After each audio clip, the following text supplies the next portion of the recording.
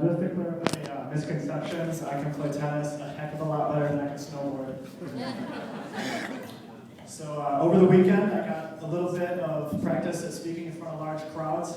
So Tenacity held its own annual fundraising banquet, and in order to properly tell the story of our organization and the youth that we serve, I performed a skit as a 12-year-old kid.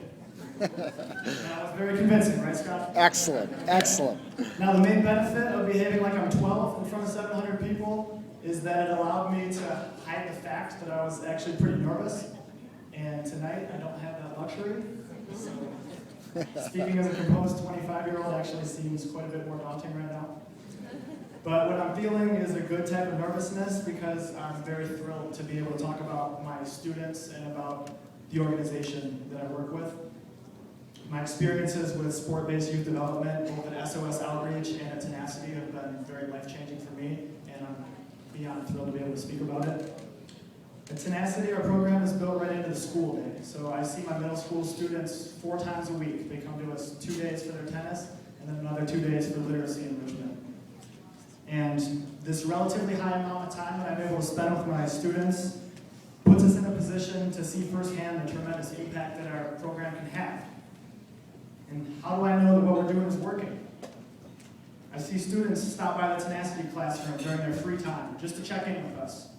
Some do this on an almost daily basis because somehow throughout the school year, we at Tenacity have become their most trusted support system. I see grades and interest in reading rise through their classroom work at Tenacity.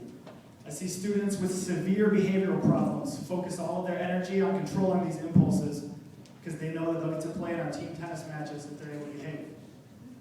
I work alongside former Tenacity students who credit the program with turning their entire lives around, and now they want to give back. But at the same time, how do I know that we still have a very long way to go? The sobering reality is that alongside these stories of inspiration, I also see students who are struggling and who will likely continue to struggle. I see students with limited resources, a lack of constructive after-school activities, and a shortage of positive role models.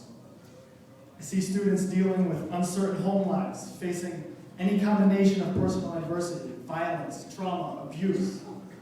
As if being an adolescent wasn't difficult enough to begin with. At the banquet last Saturday, I heard a former Tenacity student give a very moving tribute to his longtime mentor. As the first person in his family to graduate from high school and then college, this young man said point blank that without Tenacity and the mentor setting him on a positive path, he would likely be in prison today instead. During this speech, I kept thinking to myself, how incredible of a feeling must it be to be that mentor and to hear such powerful words and be given full credit for completely changing a young man's life. At the early stages of my work in youth development, I'm still too young to know how this feels.